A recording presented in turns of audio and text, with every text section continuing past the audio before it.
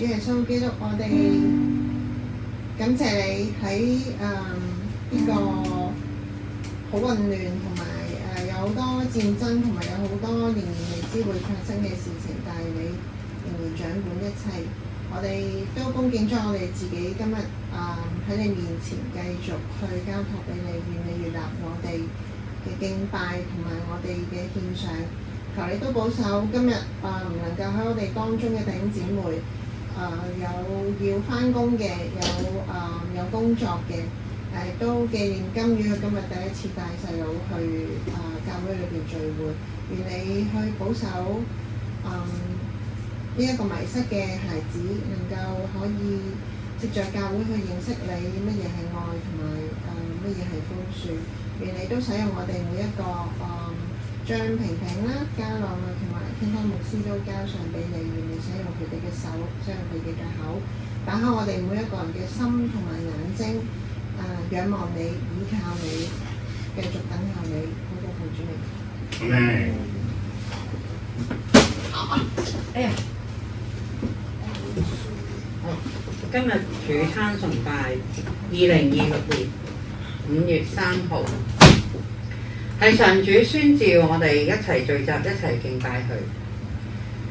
詩篇31篇5節，我將我的靈交在你手裏，耶和華信實的神啊，你救贖了我。我哋以詩歌敬拜我哋嘅上主。神的帳幕在人間。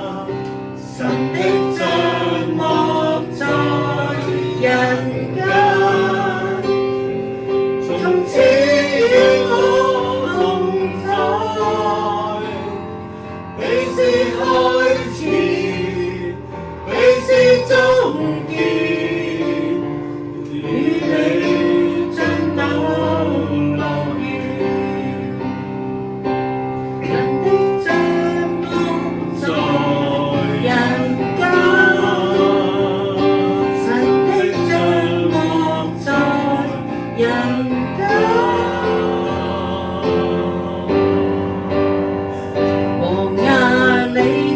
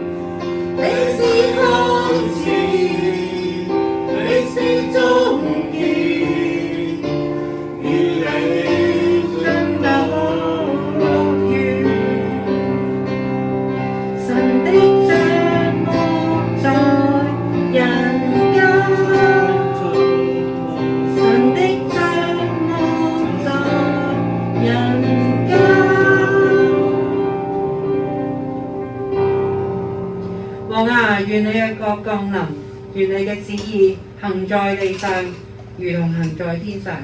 阿門。你是我神。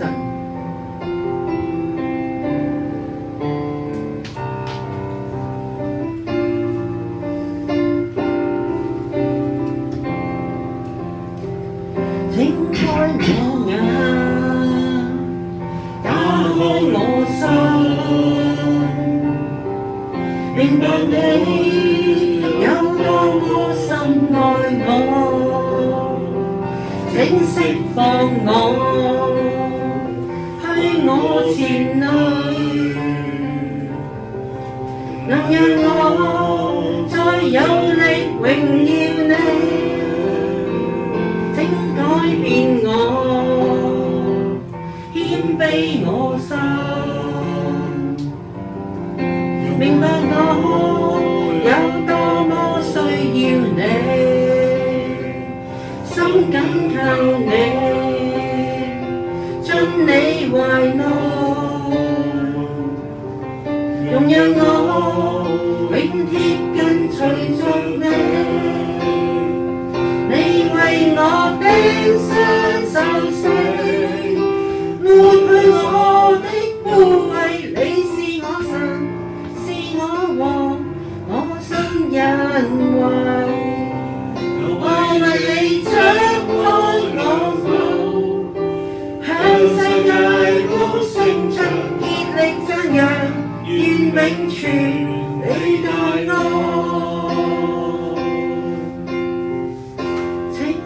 變我，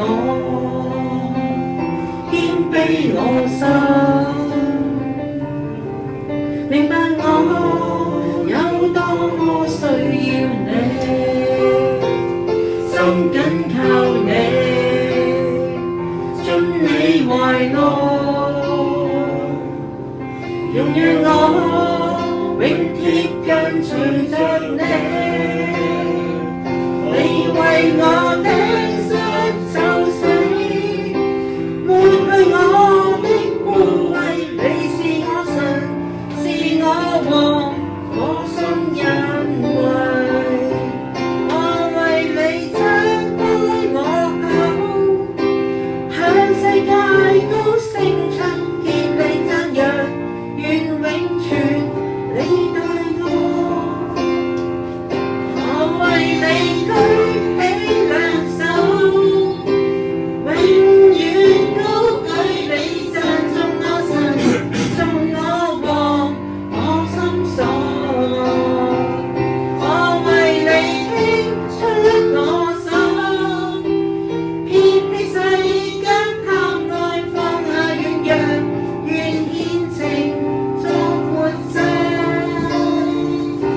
你是我神，你是我王，到永遠。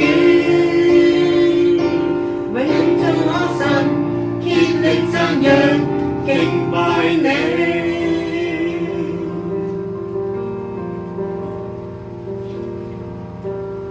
Amen。 仍能讚美。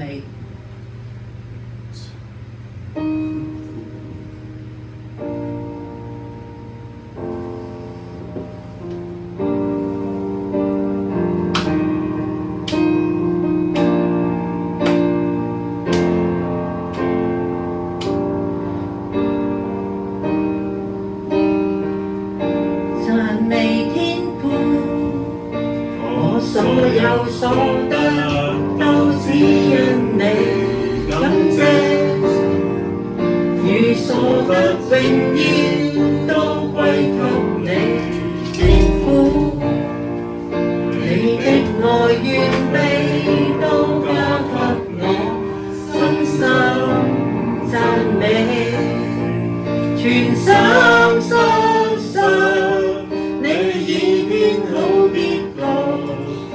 萬事出必有因，靠主永不抖震，全心感恩，過去今天以後，仍能讚美耶穌，決心唱出詩歌。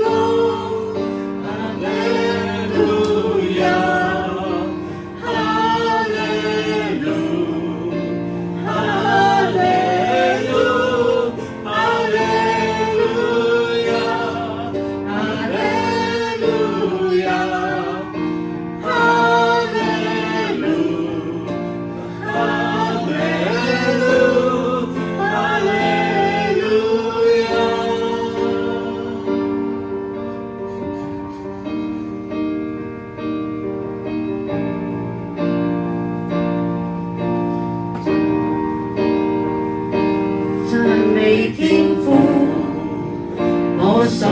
所得都只因你感謝，與所得榮耀都歸給你天父，你的愛願臂都加給我深深讚美，全心相信你已編好結局。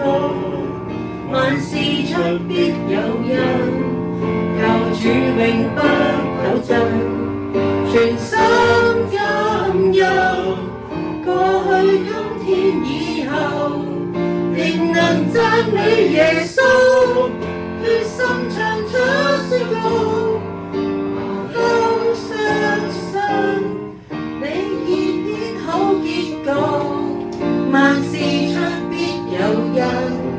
靠主永不抖震，全心感恩，過去今天以後，仍能讚美耶穌，決心唱出詩歌。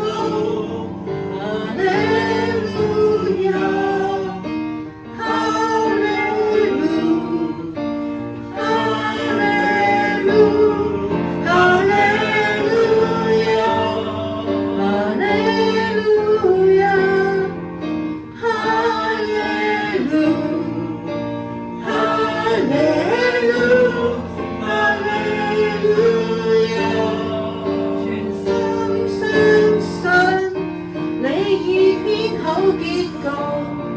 萬事出必有因，靠主永不抖震，全心感恩，過去今天以後，仍能讚美耶穌，決心唱出詩歌。哈利路亞。哈利路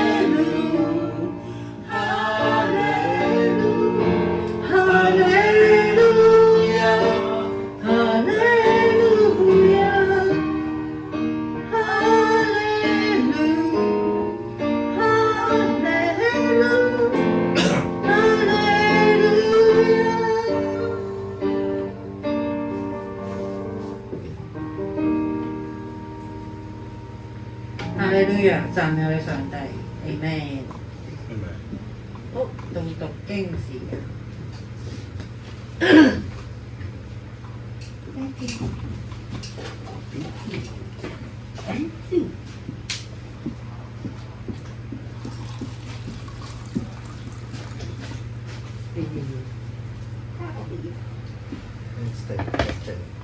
1、2、3、4、1，弟兄姊妹平安。平安。今日嘅主餐崇拜係2026年5月3號，宣講經文係啟示錄第6章，題目係天啟四騎士，講員係仇敬剛牧師。我看見羔羊揭開7個印中第1個印的時候，聽見4活物中的一個活物，聲音如雷，說：你來！我就觀看，看見一匹白馬，騎在馬上的拿着弓，並有冠冕賜給他。他出來征服，勝而又勝。羔羊揭開第2個印的時候，我聽見第二個活物說：你來。就另有一匹馬出來，是紅色的，有權柄賜給了那騎馬的，要從地上奪去太平，使人彼此相殺。他又接受了一把大刀。羔羊揭開第三個印的時候，我聽見第三個活物說：你來。我就觀看，看見一匹黑馬騎在馬上的，手裏拿着天平。我聽見四個活物中似乎有聲音說：一個銀幣買一升麥子，一個銀幣買3升大麥，油和酒不可糟蹋。羔羊揭開第四個印的時候，我聽見第四個活物說：你來。我就觀看，看見一匹灰色馬，騎在馬上的名字叫做死，陰間也隨着他，有權柄賜給他們，可以用刀劍、饑荒、瘟疫、野獸殺害地上1/4的人。羔羊揭開第5個印的時候，我看見在祭壇底下有曾為神的道並為作見證而被殺的人的靈魂，大聲喊着說：神聖真實的主宰啊，你不審判住在地上的人，為我們所流的血申冤，要到幾時呢？於是有白袍賜給他們各人，又有話吩咐他們還要歇息片刻，等到與他們作僕人的和他們的弟兄，像他們一樣被殺的人的數目湊足的時候。羔羊揭開第6個印的時候，我看見地大震動，太陽變黑像粗麻布，整個月亮變紅像血，天上的星辰墮落在地上，如同無花果樹被大風搖動，落下未熟的果子一樣。天就裂開，好像書卷被捲起來，山嶺海島都被移動離開原位。地上的君王、臣宰、將軍、富戶、壯士和一切為奴的、自主的，都藏在山洞和岩石穴裏，向山和岩石說：倒在我們身上吧，把我們藏起來，躲避坐寶座者的臉面和羔羊的憤怒，因為他們遭憤怒的大日子到了，誰能站得住呢？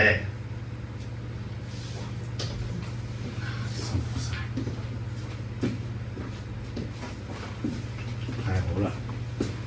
有人讀經係幸福嘅。哎呀，辛苦晒啊！都長嘅，成張。咩啊？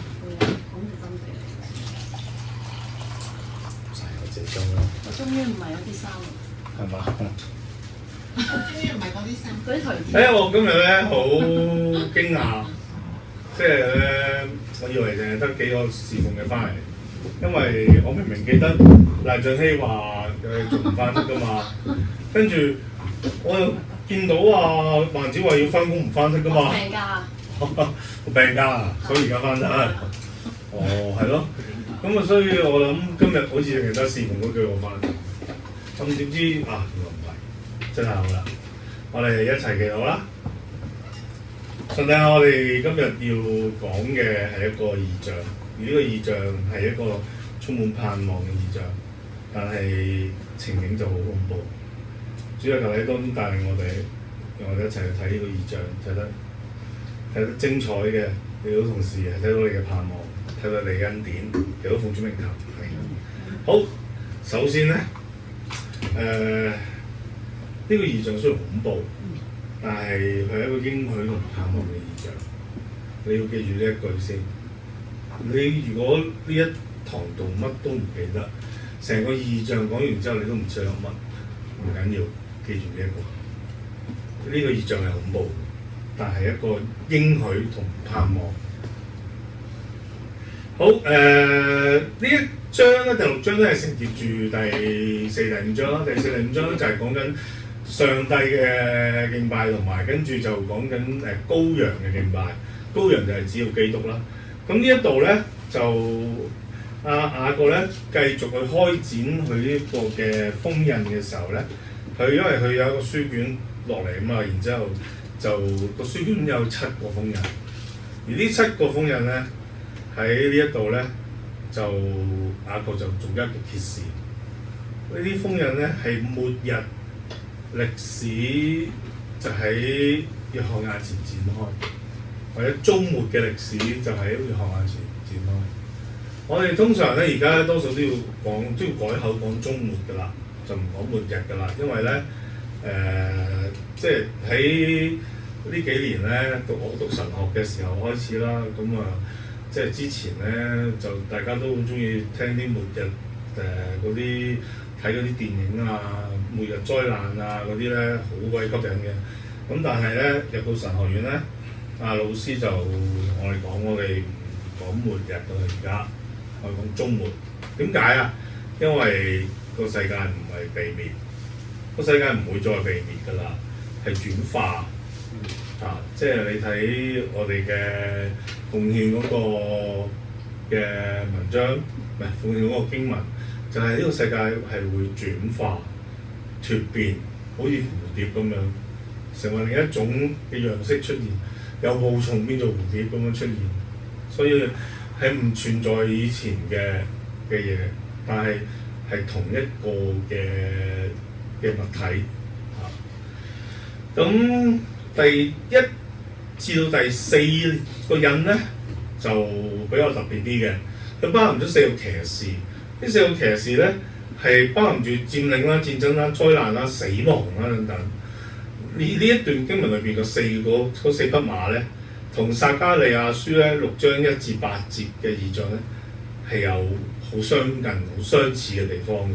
咁Emily 今年就會講撒迦利亞書，到時都會再講翻嘅。咁呢4匹馬咧，包括係紅、黑、白、灰或者斑，即係斑點馬或者灰馬啦。咁4匹馬咧係其實係去對付嗰啲咧迫害上帝子民嘅國家同埋嗰啲嘅人，嗰啲嘅領袖啊。馬其實基本上咧應該係冇乜嘢嘅意思嘅，但係騎士就有意思啦。即係每匹馬嘅騎士咧係代表咗一個人所要面對嘅一啲嘅異象。咁呢個騎士咧，馬同騎士係對呢個世界咧做審判嘅先鋒啊！而呢啲馬，即係呢個天啟4騎士所做嘅事咧，其實喺我哋本身呢個世界裏邊咧，我哋其實已經見到過㗎。甚至乎其實喺做嘅呢啲4騎士揭開封印嘅時候咧，其實嗰啲事都有發生緊嘅。如果唔係對當時約翰佢哋嚟講，呢一個根本就係冇意思嘅事啦，係咪？冇理由我寫個呢個異象出嚟話俾你聽，話2000幾年後、3000年後嗰啲呢啲嘅事就發生啦。咁寫俾約翰做嘅啫，約翰咪冇意思咯。所以當時嘅教會咧，呢啲事係發生咗，而對佢哋嚟講係有意思嘅。神就藉住神聖嘅憤怒，就差佢哋呢啲嘅騎士去除地上嘅邪惡。呢個審判嘅力量都反映到當時世界嘅歷史咧，已經係混亂不堪㗎啦。即係到而家為止2000年嚟都係充滿混亂、充滿恐怖現象嘅。就算係當即係3世紀嗰啲咁嘅所謂啲君王信咗耶穌之後，都一樣係咁混亂不堪嘅。所以喺呢啲景象裏面咧，我哋睇見咧，馬同騎士就係上主嘅力量，而呢啲嘅破壞性同憤怒嘅力量咧，喺現實當中咧我哋唔知道係啲乜嘢，亦都或者佢係某一種嘅現象，或者係某一種嘅勢力，但我哋唔知道佢具體係講啲乜嘢嘅。但係當時嘅人知，當時嘅人咧係知道佢講緊乜嘢嘅。咁而家咧，我哋睇落去如果當時嘅人知，如果當時嘅人又發生咗嘅事，今日睇嚟講，今日我哋再睇嘅時候有咩意思啊？而同一樣嘅現象，今日都發生緊，因為同一樣嘅現象，同一樣嘅事情喺今日都發生緊。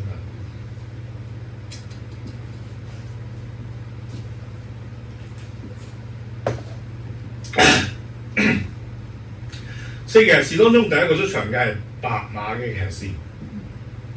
白馬嘅騎士出現咗啲乜嘢咧？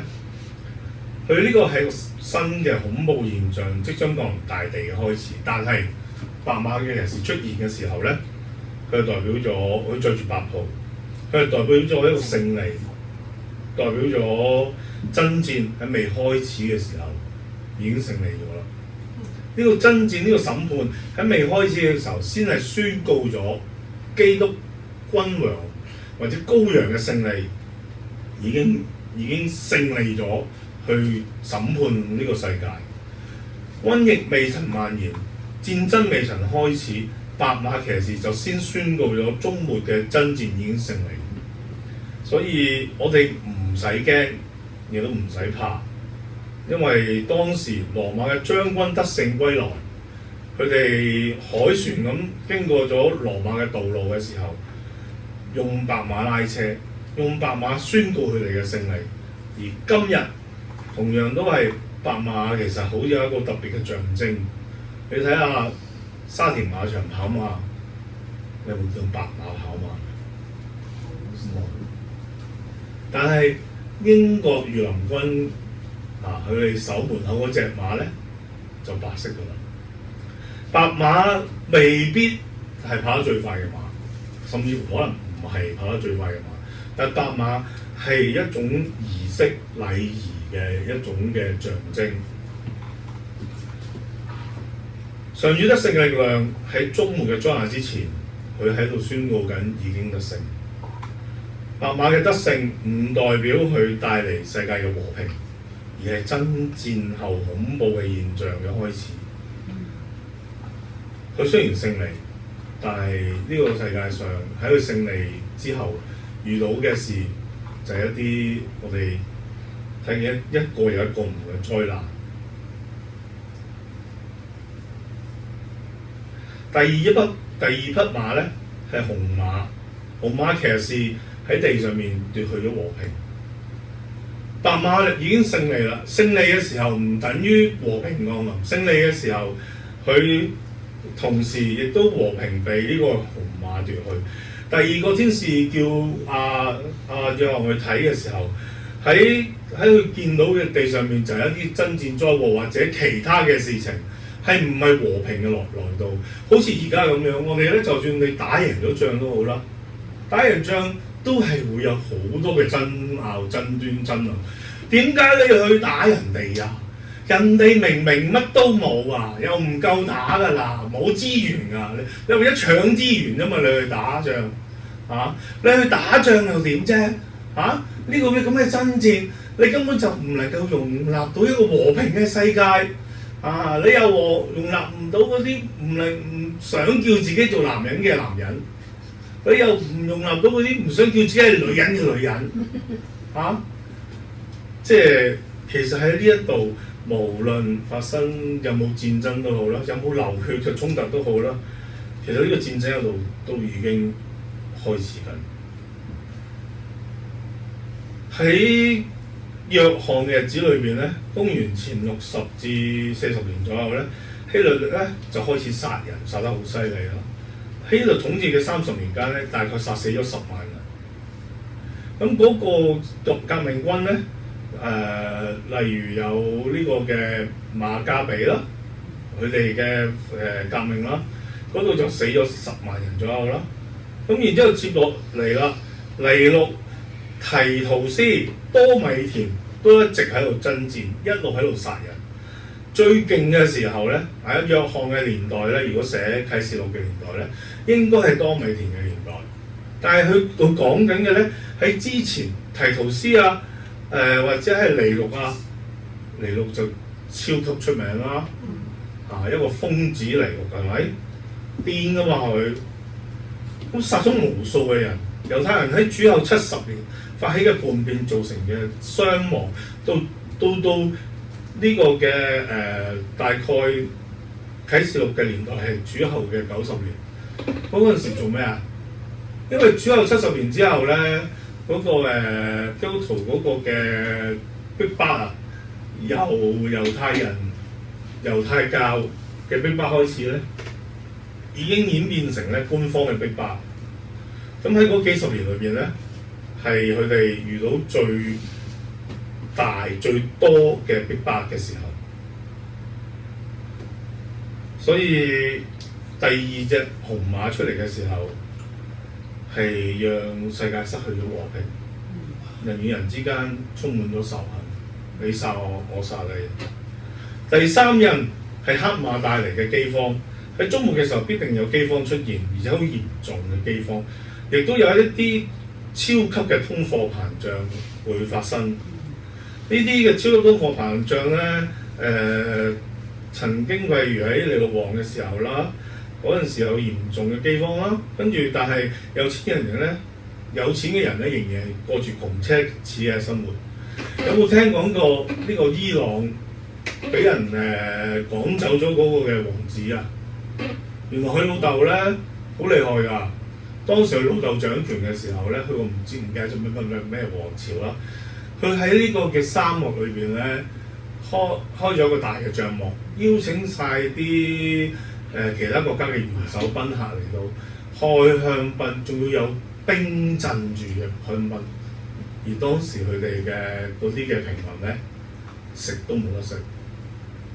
所以呢個巴列維王朝我記得就俾人咧，當時咧係趕走咗佢哋嘅王子，就要流亡去到美國。然之後就形成咗而家嘅神權領袖，咁但係而家就係啦，冇錯啦，哈梅內伊就喺嗰陣時興起啦，但係而家就乜嘢都冇啦，又唔知邊個做緊佢哋嘅領袖。另一個大魔頭。唔係啊，好似而家係冇人做領袖。做就死㗎咯。係啊。已經殺咗4-5個咯，上咗4-5個都死咗。不過嗱，唔好再講呢嘢啦，你好似拉走人啊！我想講下哈列維王朝啫嚇。好，跟住咧呢一個時代咧，呢個赤貧嘅社會裏邊咧，其實就係同我哋而家嘅社會好似。點解要提伊朗咧？因為咧，我哋呢一段裏邊話1兩銀錢。就買1升嘅麥子或者3升嘅大麥，1兩銀錢咧就等於當時嘅人咧1日嘅人工。1升嘅麥子或者3升嘅大麥咧，就大約就係等於一個人1日嘅糧食，即係啱啱緊夠食。但係而家咧，連食都冇得食。你知唔知而家伊朗發生緊一個超級嘅戰爭嘅通脹咧，去到咩地步咧？你知唔知伊朗幣而家換港紙係幾錢啊？唔知17萬。1蚊係啦，我哋可以換到17萬伊朗幣啊！跟住打仗之前咧係5600蚊，即係1蚊港紙換到5600伊朗幣，咁都差唔多正常。你哋換日本紙或者換台幣都係啦，即係佢哋嗰啲嘅，我哋個面額細啲啫。或者你換韓國錢又係即係幾多億汪咁樣啫。但係佢打仗嘅時候咧，嗰個升幅先至嚇死人啊嘛！而家係17萬啊，即係升咗幾多啊？我冇計過佢嗰倍啦，唔使計啦，睇就知啦。但係我哋用一個購買力嚟講啦，佢買一盤嘅雞蛋，街市嗰啲啊，30隻嗰啲咧，一盤嘅啲雞蛋咧，你估要幾多錢啊？港紙300蚊。佢要伊朗幣1萬咪1054萬，而家1054萬英鎊幣先買到一盤30隻嘅雞蛋，等於港紙62萬0125蚊。哇！伊朗而家嘅情況係啊，呢個就係終末俾你睇到嘅嘢，有一個超級嘅通貨膨脹嘅出現，好恐怖。呢個就係戰爭帶嚟嘅禍患啊嘛！戰爭帶嚟嘅禍患咧，都你如果你唔係伊朗人，你就好好彩啦。咁你有好多唔同嘅好處啦，就係因為咁伊朗幣跌，嗱你買翻去睇下佢會唔會升翻？趁而家買少少。四騎士最後一個出現嘅係灰馬，灰馬作死。係啦，冇錯。作死。喺異象當中，佢會帶嚟瘟疫同死亡。佢可以用刀劍饑荒瘟疫野獸殺害地上1/4人。佢嘅出現雖然佢殺死1/4人，但係佢唔係代表毀滅。大家好開心，因為睇到個名，佢個名叫作死。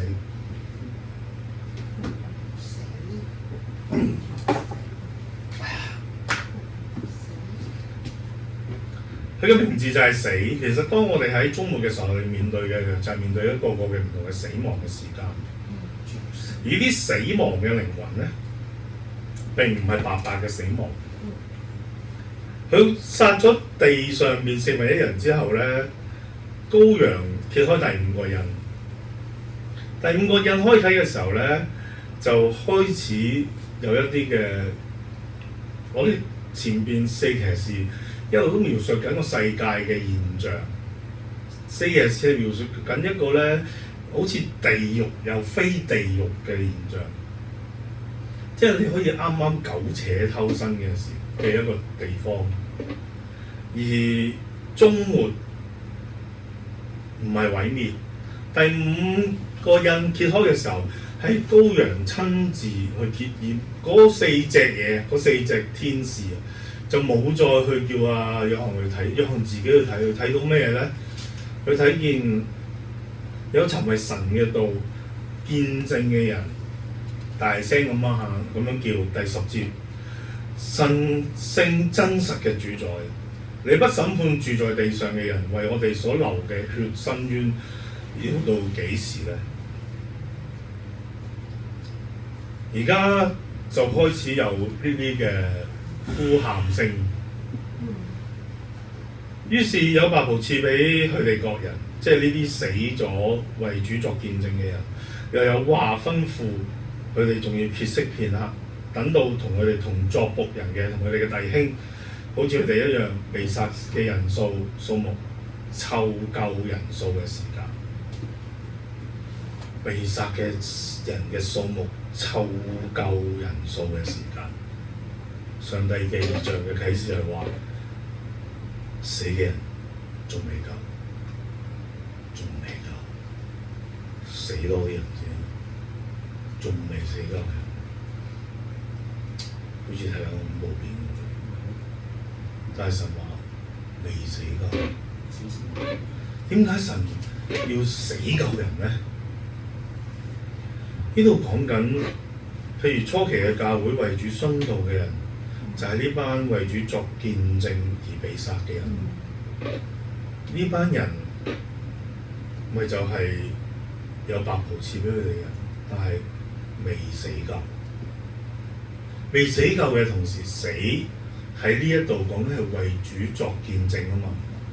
即係上帝羔羊話呢度為佢做嘅見證仲未夠多。呢啲人死咗，但係佢哋仍然係喺度發聲，佢哋嘅靈魂仍然存在，仍然能夠同神有溝通。佢哋好痛苦咁樣呼喊，佢哋求救，但係未死夠嘅。呢啲見證都係未夠。其實我哋喺而家都係㗎，我哋都面對緊一個咧，我哋選擇做見證嘅時候，當初代教會好多人為基督嘅見證而殉道，呢啲就係為佢見證而被殺嘅人。但係呢啲嘅見證係未夠嘅。到今時今日，好似啱啱過去4月28號嘅 party， 大家知唔知啊？4月28號有個 party， 你知唔知啊？你唔知咩？我成日提你哋㗎，張敬軒個 party 啊！哦，講咗。咁咧，咁當然啦，我收到最新消息啦，係有人去完 party 即刻話俾我聽啦。咁過去個 party 有咩咧？有啲退役嘅運動員啦，會同你其實講就喺個台度講一啲嘢啦，分享啦咁樣啦。跟住有啲退役嘅運動員之外，就有啲官啦，跟住張敬軒啦，又出嚟分享啦。咁之後，好多人其實糾結緊去唔去呢個 party， 但係去咗啦，去咗係咪代表認咗罪咧？去咗之後又代唔代表係佢唔使俾人告咧？去咗嘅人話，佢問呢個嘅當時嗰啲嘅人裏邊嗰啲負責人，佢話會唔會有收到呢、個不起訴通知書啊咁樣？咁佢話咧，嗰個青聯啊叫做青聯，佢話要問翻警方喎咁樣，即係你去咗，你唔代表你可以即係啦，可以唔使俾人告，唔係清白。佢本身就係清白嘅啦。其實所以究竟我哋係繼續做見證，堅持我哋條路啊，定係我哋去順住正橋去走？而家主耶穌，我哋被殺嘅羔羊就係話呢個做見證嘅人仲係未夠，所以死嘅人未夠。當有一日你面對住呢啲嘅事嘅時候，其實大家都有機會面對嘅，呢度有人有機會面對嘅，即係你就係要去宣誓，你就要去做去呢個 party 啊！去完玩，去完聽完呢個講座之後，你先至可以做你做嘅嘢。你想做社工咩？你想做嗰啲社福機構咩？你要宣誓噶嘛？社工而家要宣誓噶嘛？如果唔係，你就冇得做社工。啊，陳洪秀嗰啲咪已經冇咯。啊，仲有啊，我唔記得個名添，我哋好 friend 嗰個叫咩？家棟，係咯。唔係，我成日都係咁㗎，而家。我冇 friend 啊，係咪？好 friend，好 friend。我前兩日先問緊 Emily， 我哋個陳學生叫咩名？我唔記得，我失憶啊嘛。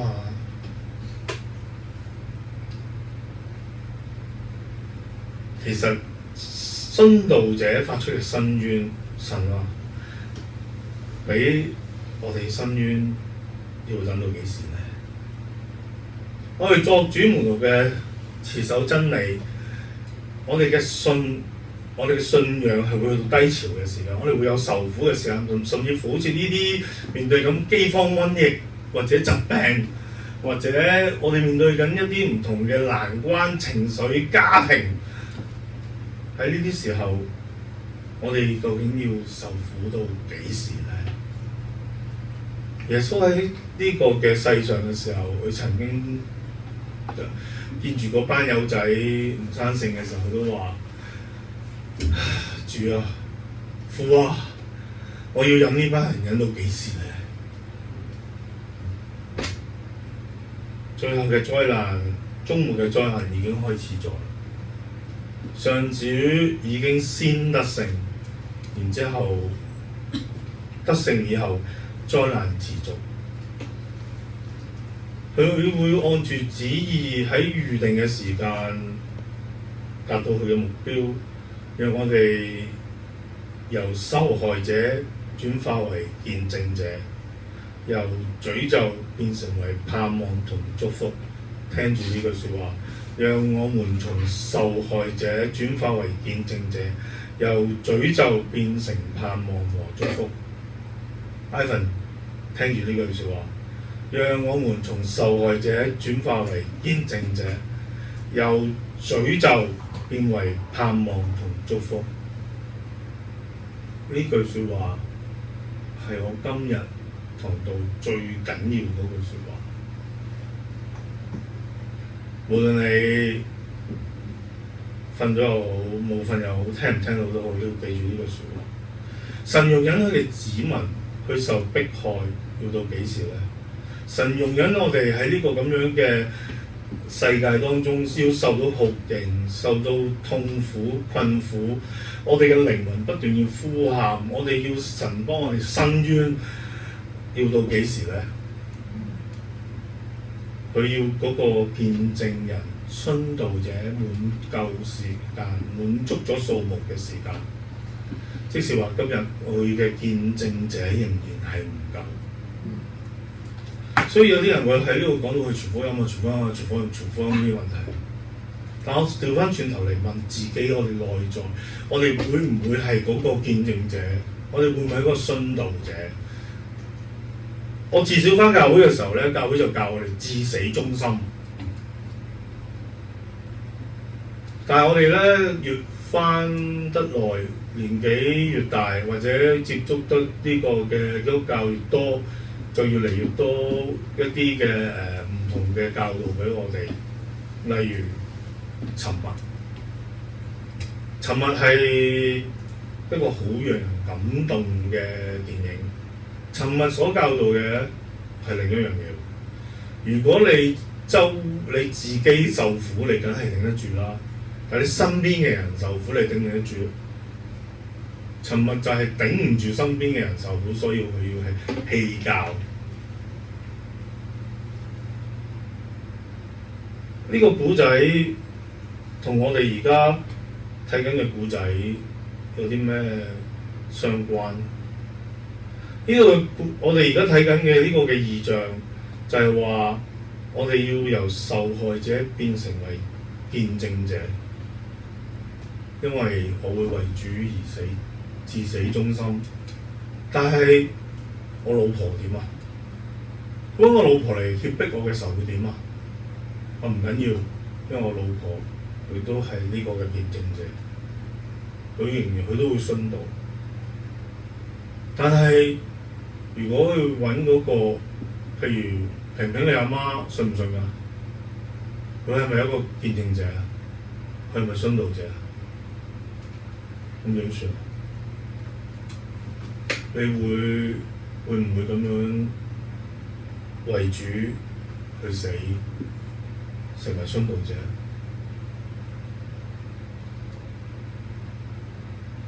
呢個人最令我哋難受嘅地方，就係可能我哋要選擇身邊嘅人同自己成為見證嘅一個選擇。但係呢度講呢個當時佢哋面對嘅係因為佢哋身邊嘅人全部都係基督徒嘛，佢哋一信就係成家信㗎嘛，所以喺佢哋嘅生活裏邊，喺佢哋嘅圈子裏邊，佢哋嘅周圍係冇呢個問題㗎，因為你和你一家都必得救咁樣，當信主耶穌，你和你一家都必得救。你當時嚟講，佢哋每一個人都係基督徒。屋企人啊，身邊嘅人啊咁樣，所以佢唔會受呢個威脅㗎。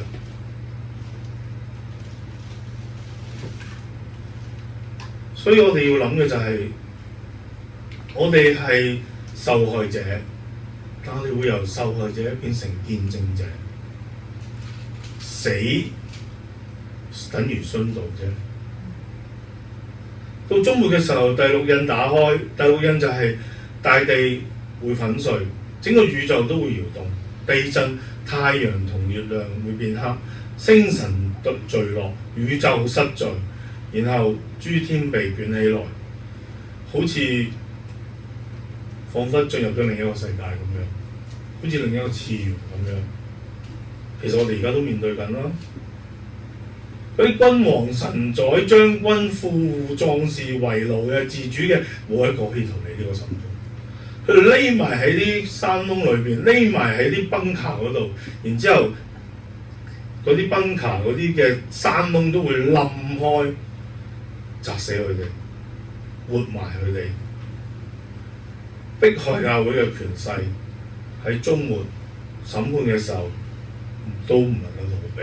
羔羊為終末嘅時候為我哋伸冤，神嘅權勢會解決所有失望同埋災禍，殉道者會得到平反，佢哋係羔羊嘅見證者，因為政權嘅勢力都要崩潰。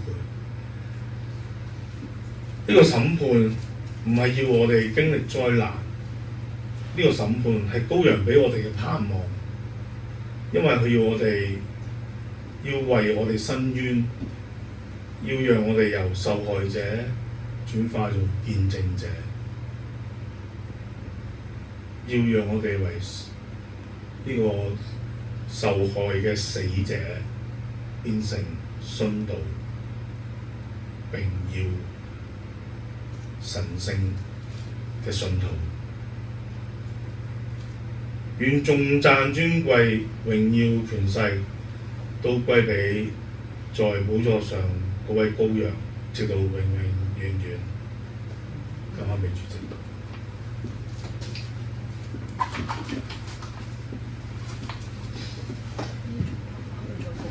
唔使啦，多謝你啊！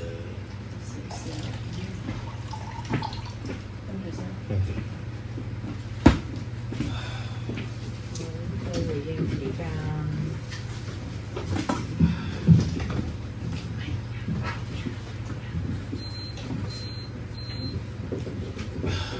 到回應時間啦。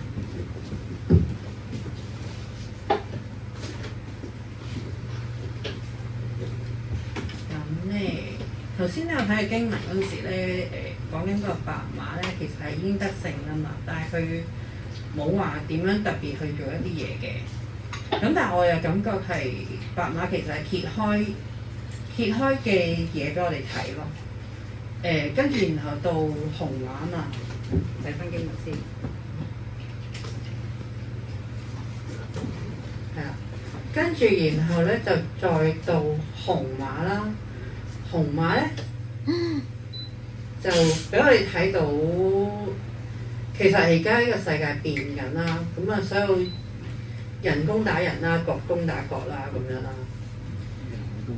係啊，咁跟住然後就去到黑馬啦。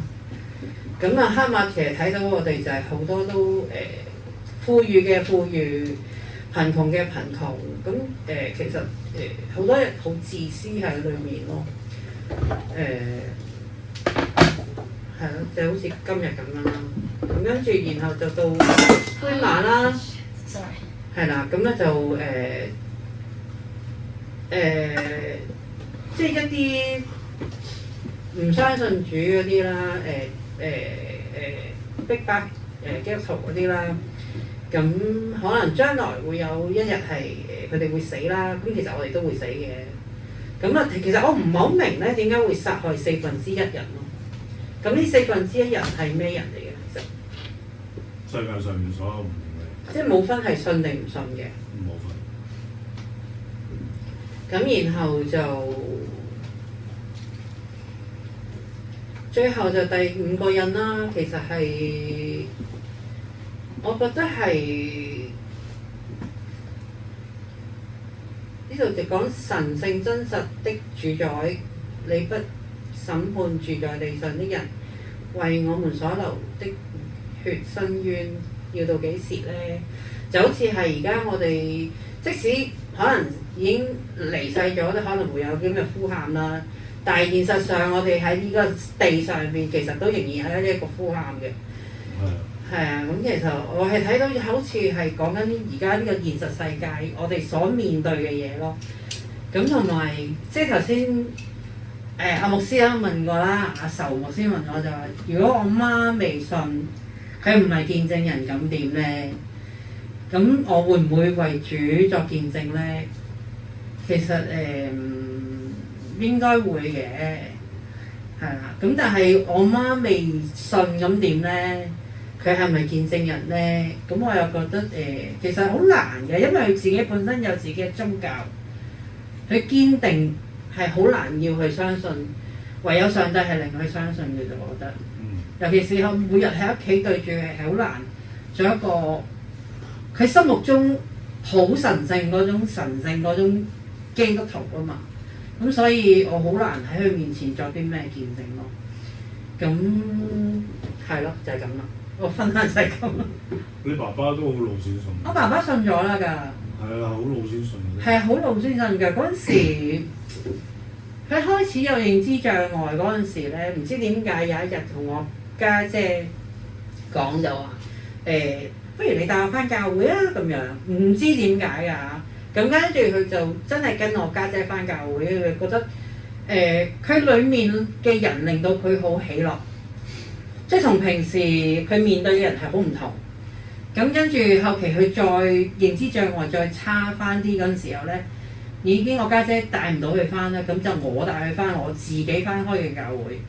咁嗰陣時我已經離開咗尖浸嘅，翻去深水埗教會。咁咧嗰陣時我都帶佢翻嘅，我見我哋一崇拜啊唱詩歌嗰時咧，佢真係好喜樂㗎，係好自然嗰種真情流露出嚟，好開心嗰種嚟嘅。咁我唔知點解佢會相信啦。咁最後好感恩就係佢係信咗主而離開嘅，係啦咁咯。咁將來我哋都會添加見嘅咁咯。你阿媽可能都會咁。我媽好堅定㗎，佢信佢自己一個嗰個宗教。你老豆未信之前係咪都係好堅定？我老豆未信之前其實係冇宗教信仰。你阿媽遲早一日都會信。盼望咯，係。就係咁啦，大家有冇嘢？應該都好多嘢，好多問號㗎。好多嘢答唔到嘅，我覺得要問上帝先知咯。可能上帝有自己嘅時間同計劃嘅。讀經完咧話睇極都唔明㗎嘛，睇咗幾次。哦，我覺得係咁咯，成個經文講緊。而家咧？而家咧？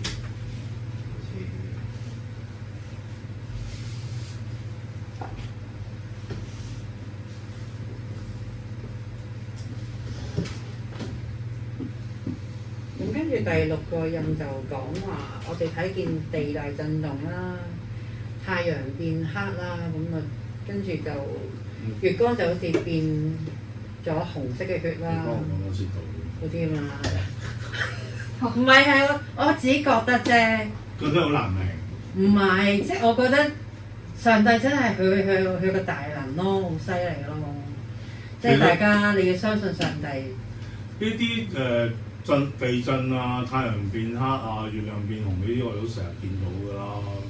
但係呢啲我哋人係做唔到嘅嘢嚟㗎嘛。係，即係就係其實呢啲事情一路都發生。係。呢啲我哋而家叫做天文現象啦。太陽變黑咪即係日食，月亮變紅即係血月咯。但係翻轉頭，所有嘢都係出於自然㗎嘛，出於上帝㗎，唔係出於人㗎嘛。咁呢樣係咪已經好讚歎上帝嘅大能咧？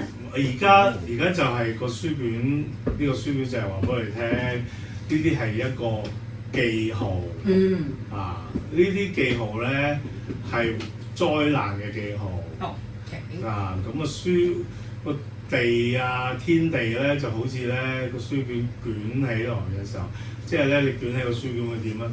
好似你養咗毛巾咁樣咧，即係翻天覆地，係啊，翻天覆地啊！地震係啊，即係會喺呢個咧好多自然嘅災禍。即係上帝話俾你知，呢啲就係記，你見到呢啲就係記號啦。好多自然嘅災禍，同你翻去之前睇阿作死咁樣啦。阿死嗰度咧，好似饑荒、瘟疫啊、野獸呢啲咧，都係一啲自然嘅災禍嚟嘅，其實。刀劍為人禍啦，即係打仗啦。咁曬佢哋上時分之一又嚇？野獸咪野獸咯，但係你中意鯊魚又好，獅子老虎咩都好啦。咁其實喺當時嚟講，佢哋野獸係對佢哋嚟講係好大嘅一個嘅威脅嚟㗎嘛。咁至於而家就冇咁誇張，因為佢都係1對1嘅啫最多。咁鯊魚食人嘅數目仲少過你撞車死嗰啲人，所以呢個唔係已經其實我哋真係去睇嘅時候咧，係呢啲每一樣嘢係威脅啊！饑荒、瘟疫，我哋最近呢幾年就大家都好清楚啦，唔係開始有咗好耐㗎啦。即係不過最近呢幾年我哋再開始留意翻瘟疫呢個問題啦，因為以前約翰年代佢哋黑死病好緊要㗎嘛，咁佢哋唔識醫㗎嘛，咁跟住到而家饑荒瘟疫咁樣，我哋先留意翻多少少瘟疫嘅問題咯。即係以前其實瘟疫一路存在㗎，點樣要殺1/4人啊？因為呢啲嘅災禍發生嘅時候係真係會有人死嘛。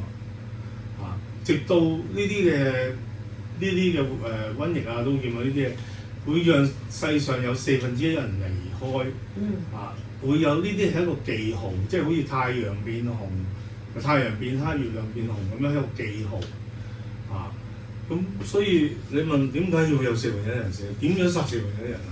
喂大佬，你是但一樣嘢都可以殺1/4人啦。如果而家今日好似喺當年嘅黑死病發生嘅話，你點都死1/4人啦。我記得我細個霍亂殺死好多人㗎。我細個嘅時候，咁霍亂而家我哋有幾多？我有霍亂咧。霍亂係咪已經離開咗？已經唔再有啦。係咯，仲有一個天花，好似係天花係已經絕跡咗啦嘛。係咯。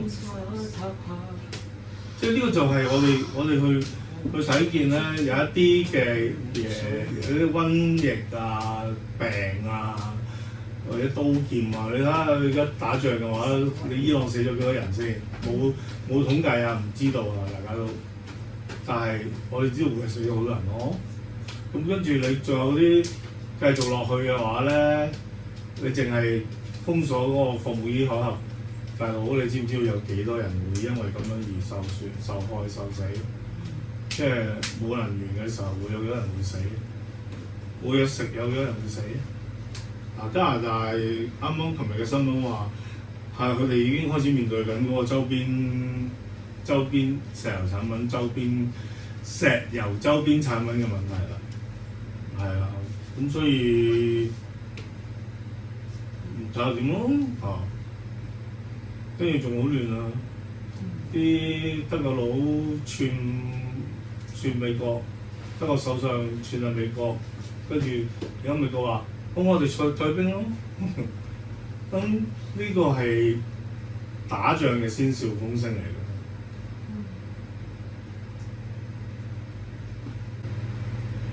好，仲有冇其他？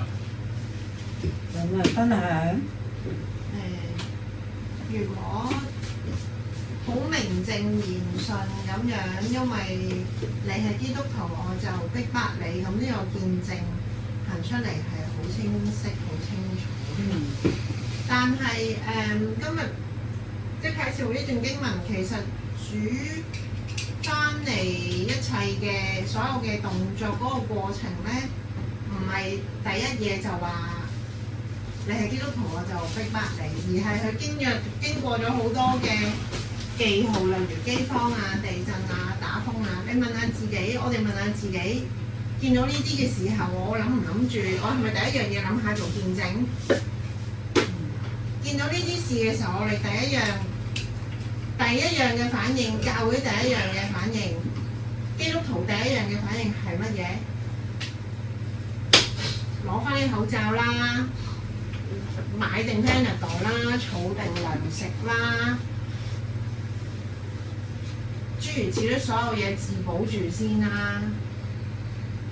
問下自己係咪？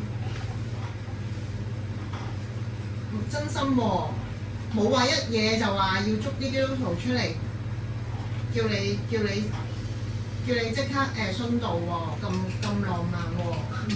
咁快手喎、嗯係好多嘢周邊係發生緊，令到你好似平時我哋打風，跟住有地震感覺到，跟住有 COVID 嚟嘅時候，成個照妖鏡照晒成個香港人同埋教會嗰種嘅驚恐啦。教會第一時間唔係出去救濟幫人喎，教會第一時間係閂門落閘，跟住各自儲口罩，儲到成個貨櫃咁多喎。大家問下自己作見證，我哋問下自己，首先我哋對呢一切嘅異象嗰個第一個反應係咩先？雷劈啊！我啲狗吠到飛起啦，我哋自己都會驚，我哋自己即時反應都會係會好驚，跟住諗辦法保護自己，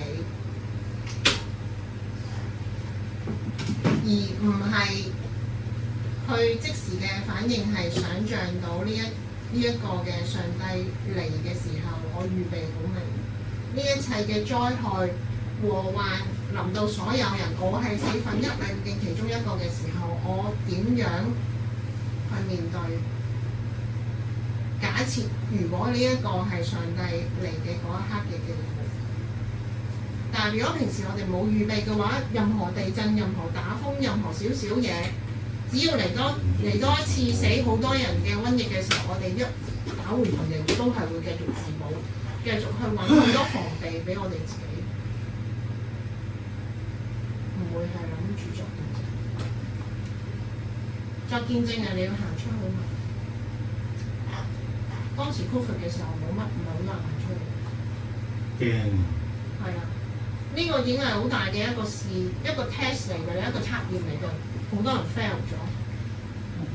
但係主仍然嚟到，但係再嚟嘅時候，我哋自己有冇真係好預備好，去為自己呢一種嘅驚恐去預備？起碼我自己唔係淨係諗住自保嗰個啊，唔係淨係諗住自保，唔好話你出唔出去幫人先。我諗呢一個已經係好大嘅見證啦。阿黎生仲成日要翻嚟崇拜，跟住屋企都問佢：喂，你仲出去咁樣？直到佢動嘢中咗招，佢話我冇打針，唔知出唔出得嚟。跟住話：咁你唔好出啦，老友啊！咁我又唔知佢點解會咁鬼大膽，唔使驚。咁所以我諗呢一個今日堂度講嗰種嘅作見證，唔止係你出嚟俾人拉，定係嗰啲好名正言順、好直接嘅。但係而家成段經文唔係淨係話得呢一招。我諗呢個好大嘅反省咯。諗翻 Covid 自己嘅時候做緊乜嘢，嗰種嘅驚恐，嗰種嘅惶恐會再發生，因為啟示錄係會完，會不斷發生，直到主嚟嘅時候，呢一啲聲音繼續會出現。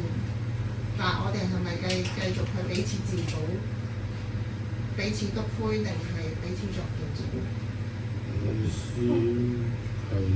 ？Covid 嗰時，我記得好崩潰。我知道，因為翻工嗰度要面對一啲 Covid 嘅老人家，但我哋都仲要照顧佢哋。我哋不停咁着保護衣啊，明白嘅，係咯，洗手洗到手都爛啊。但係我哋記住今日堂道嘅重點係盼望。我哋係會由受害者變成見證者。見證者嘅另一個名就係殉道者。我哋受害者，但係我哋會變成見證者。呢個係盼望，呢個係應許。唔使驚呢啲嘢。仲有冇人分享？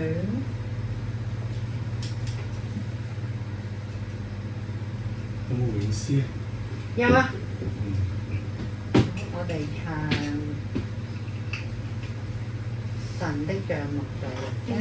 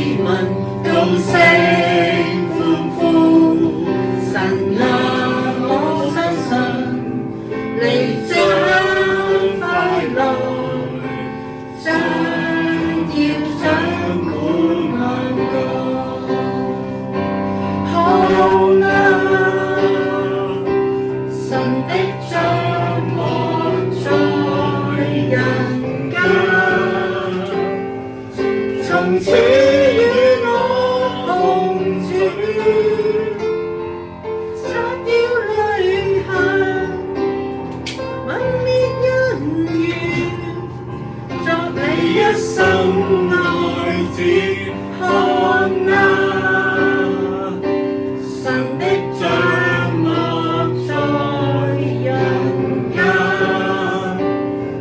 從此與我同在。你是開始，你是終結，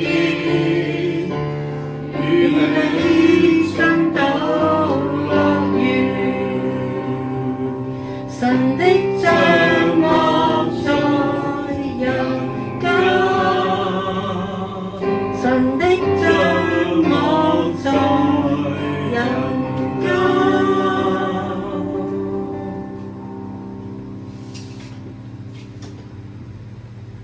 好，到主餐。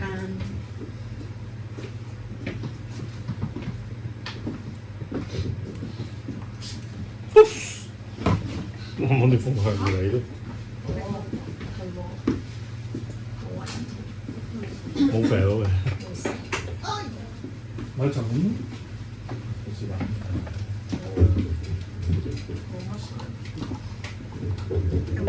有冇真嘅？今日係懷念咁樣 OK。好，今日我哋主餐嘅時候，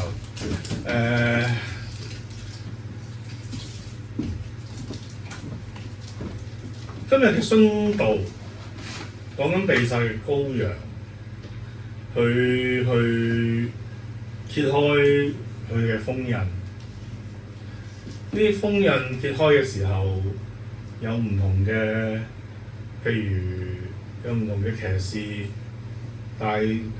帶住唔同嘅一啲災難嘅記號去出現。除咗呢啲騎士所帶嘅災難記號之後，我哋要記住呢個被殺嘅羔羊。被殺嘅羔羊喺佢釘十字架前，佢就同門徒講，就傳呢個餅，佢拎起呢個餅去擘開，佢話呢個係我嘅身體，為你哋而擘開嘅，你哋應該咁樣做，為嘅係紀念我。飯後佢又拎起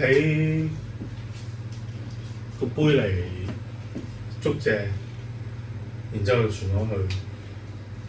佢話呢個係我所流嘅寶血，我所流嘅血係我同你哋立嘅新約。今日我哋講啟示錄，被殺嘅羔羊揭開封印，話俾大家聽，終末嘅時候我哋所面對見到嘅現象，嗰啲現象而家發生緊，而家就係終末嘅時代。我哋仲有時間，因為被殺嘅人未夠，見證者未夠，我哋要更多嘅見證人為主作見證。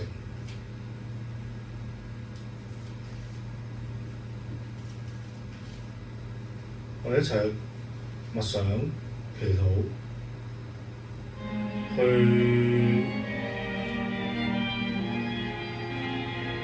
回想我哋點樣去做呢個見證，或者立志我哋點樣去做呢個見證，或者問下我哋自己，應該點樣去做呢個見證。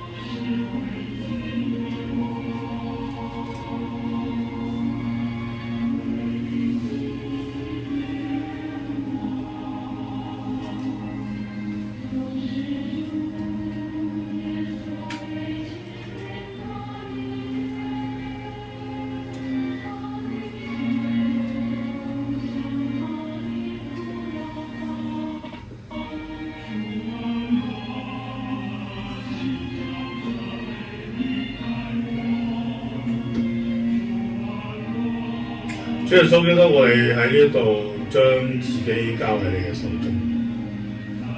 我哋要學你咁擘開身體為他人而捨，我哋要學你釘上十字架上，背起我哋自己嘅十字架，去為你做見證。主耶穌基督，求你帶領我哋，我哋知道我哋自己係害怕、恐懼，但係呢個見證我哋都要做，至死忠心，唔容易，但係我哋寧願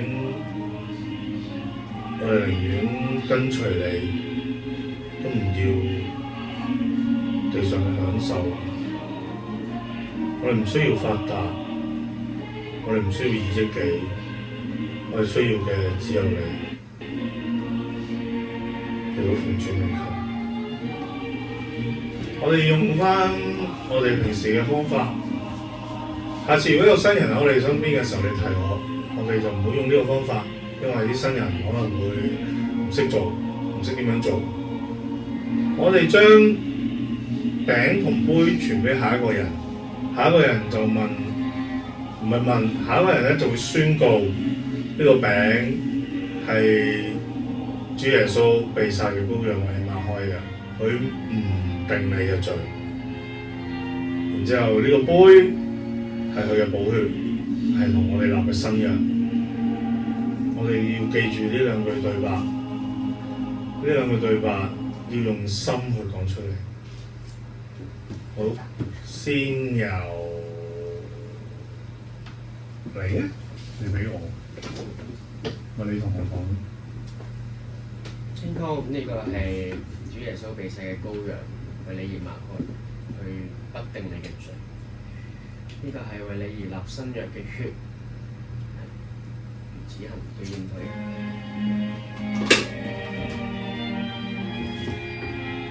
加我呢個係主耶穌基督嘅身體係被殺嘅羔羊，為你而擘開。呢個杯係佢同你所立嘅新約，佢唔定你嘅罪。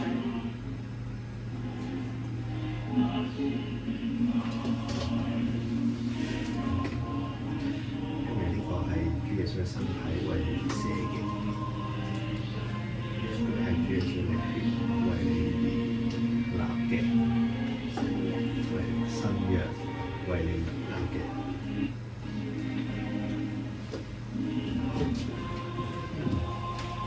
呢個餅係主耶穌嘅身體為你釘死十字架擘開。呢個寶血係新約寶血為你而立嘅。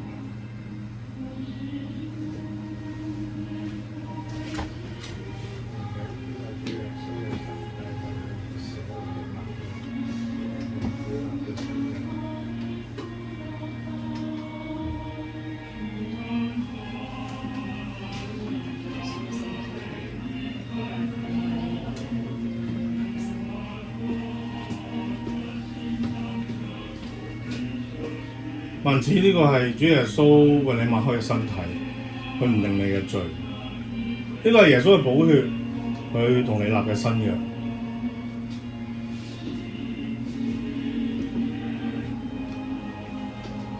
主耶穌基督，我哋喺呢一度用擘餅同埋杯去紀念你。我哋紀念你唔係因為我哋需要啲咩嘅享樂，唔係需要求發達，唔係要求升官升職，我係求嘅係做你嘅見證人，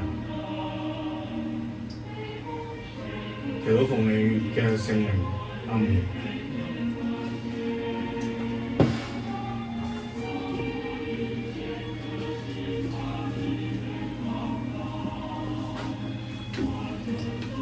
好，交俾阿文啊，請坐。你望望頭啊？可以啊，好啊。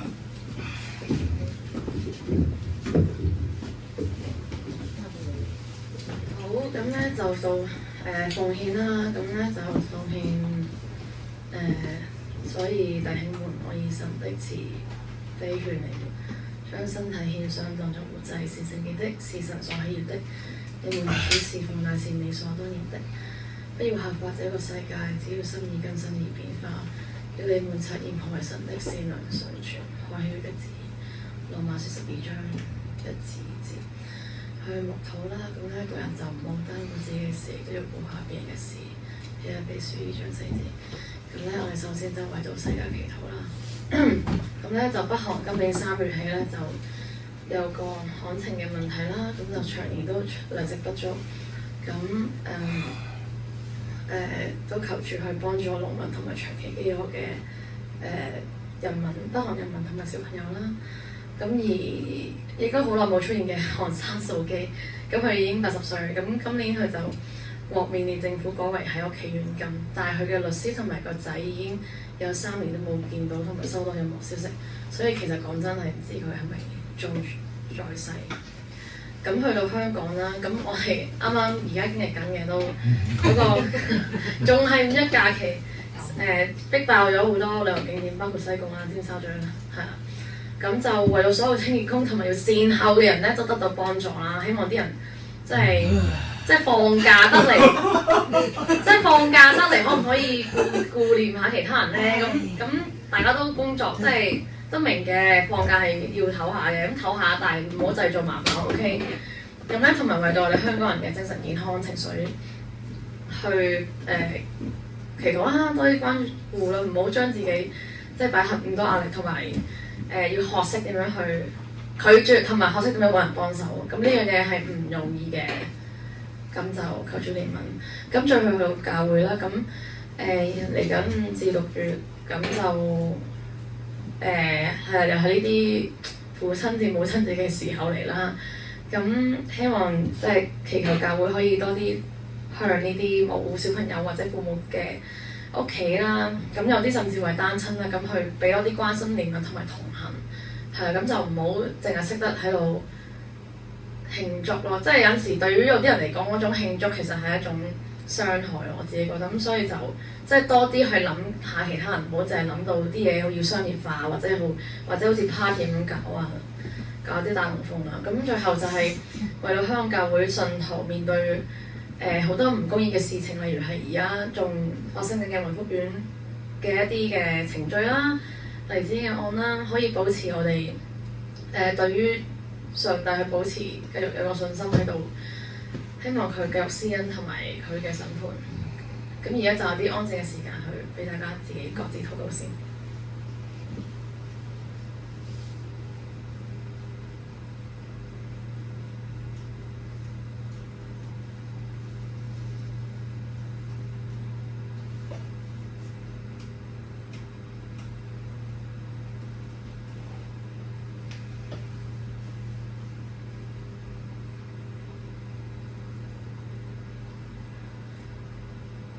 好，親愛嘅天父，希望你可以喺憐憫我哋呢個嘅世界，無論係喺天災人禍、旱情，喺北韓嘅旱情，同埋喺一啲唔公義嘅事情，我哋去爭取民主嘅人民領袖喺緬甸都可以，即係希望你可以讓公義早，即係快啲降臨，可以令到唔同嘅人，無論佢哋係因為唔夠嘢食啦，見唔到自己屋企人啦，或者係因為同政權嘅分歧而受到嘅對待啦，希望呢啲人都可以早啲去得到你嘅憐憫同埋你嘅恩典。而喺香港亦都希望你可以憐憫我哋喺香港努力工作嘅唔同人，我哋嘅精神健康，我哋嘅勞動階層、清潔工人都希望你可以有你嘅憐憫，可以喺得到適當嘅休息，同埋可以得到內心嘅平安。去到教會，希望你可以賜多啲智慧俾教會，去關心一啲真正有需要嘅人，喺唔同嘅時分、唔同嘅節日，尤其是係對於單親或者係有孩子、沒有父母嘅家庭，可以求你賜力量俾教會去施予唔同嘅即係關心憐憫。咁亦都希望教會信徒啦，喺面對好多唔同喺本地嘅不公義事件入邊，亦都可以去保持翻佢哋始終如一對你嘅信心同埋清心，去藉住你去到施恩同埋去相信你嘅審判，好快會降臨。好，咁就希望你聆聽我哋禱告，奉靠主耶穌名祈求。阿門。加時係通常係咪？你中意啦。咁我講埋啦，因為通常都係咁樣講嘅啫，因為都係講呢啲嘅，咁就再講咯，都係咁講啫。咁通常都三大類啦，身體、精神、情緒相照，同埋呢啲肢體嘅延伸啊，即係個家庭嘅需要啦。咁啲家庭入邊嘅身體、精神、情緒啦，同埋就係呢啲唔同嘅弟兄姊妹嘅工作同學業啦，咁就。係啊，就係以上就係呢啲嘅名單，咁就希望將佢哋交上，願主耶穌基督嘅恩惠、天父嘅慈愛同埋憐憫、聖靈嘅引領同埋看顧，一直與我哋眾信徒同埋我哋屋企人同在，從今時直到永遠。阿門。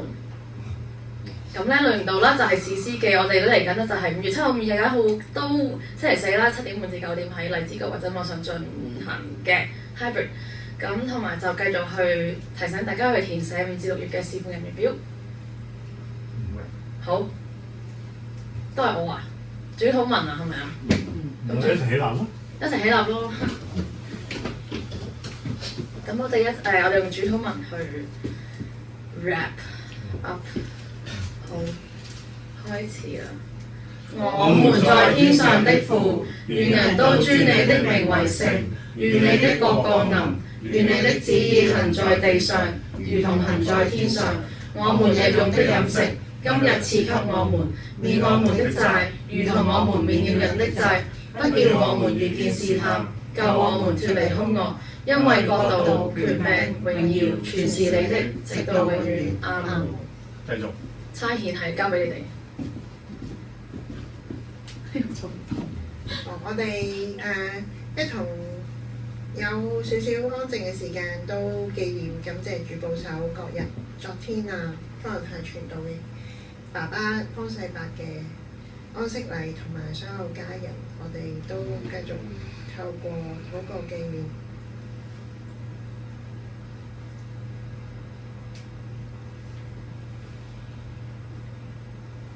我哋一同領受從上主而嚟嘅賜福，願主耶穌基督嘅恩惠、天父嘅慈愛同埋憐憫、聖靈嘅引領同埋看顧，一直同我哋眾信徒同埋我哋嘅家人同在，從今時直到永遠。阿門。崇拜繼續，聚會結束。Thank you。好。